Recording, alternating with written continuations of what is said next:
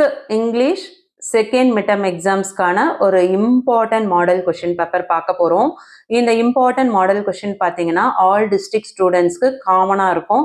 So very very very important questions என்னன்னு சொல்கிறேன். So அது போக இந்த கொஷின் பேப்பரில் என்னென்ன கொஷின்ஸ் இருக்குது அது எல்லாமே இந்த வீடியோவில் தெளிவாக பார்க்கலாம்.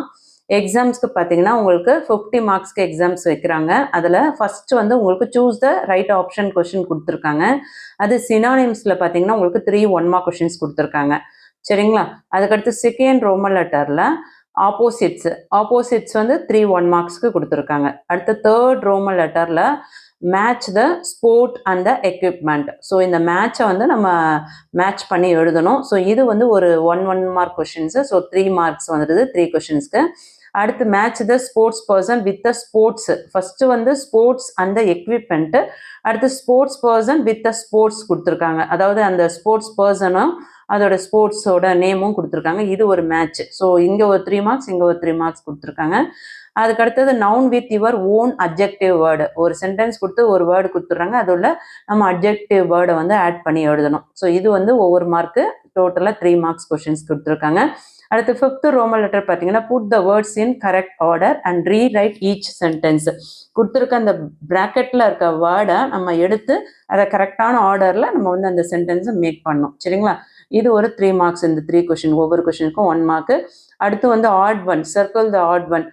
4 வேர்ட் கொடுத்துருக்காங்க அப்படின்னா அதில் எது வந்து காமனாக இருக்கோ அந்த 3 வேர்டை விட்டுட்டு எது வந்து ஆடாக இருக்கோ தனிமையாக இருக்கும், தனித்துவமாக இருக்கோ அந்த ஒரு வேர்டு வந்து ஆட் ஒன் அப்படின்னு சொல்லுவோம். ஸோ அந்த ஆட் ஒன் வந்து நம்ம ரவுண்ட் பண்ணி கொடுக்கணும். ஸோ இது வந்து 1 மார்க் கொஷின். ஸோ 3 கொஷின்ஸ்க்கு 3 மார்க்ஸ். 7th ரோமன் லெட்டர் பார்த்தீங்கன்னா answer the following questions. 2 mark question. When did Usha Rani start playing kabaddi? How did Richa differ from her sister? Where did the boys and girls go? இதில் question number 1, question number 3 very very important.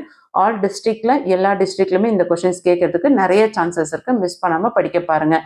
இந்த 1 mark கொஷின்ஸ்லாம் வந்து உங்கள் text புக்கில் ஒக்காபுலரியை நீங்கள் practice பண்ணிங்கனாவே ஈஸியாக full marks score பண்ணிடலாம். So book பேக்கில் இருக்க அந்த எக்ஸசைஸ் ப்ராக்டிஸ் பண்ணிங்கனாவே மார்க்ஸ் ஸ்கோர் பண்ண முடியும். நீங்கள் நம்ம சேனலை சப்ஸ்கிரைப் பண்ணாமல் பார்க்குறீங்கன்னா சப்ஸ்கிரைப் பண்ணிக்கோங்க. தொடர்ச்சியாக 6th 7th 8th 9th 10th 11th 12th எல்லா ஸ்டாண்டர்டுக்குமே வந்து நம்ம இம்பார்ட்டன்ட் அப்லோட் பண்ணுறோம்.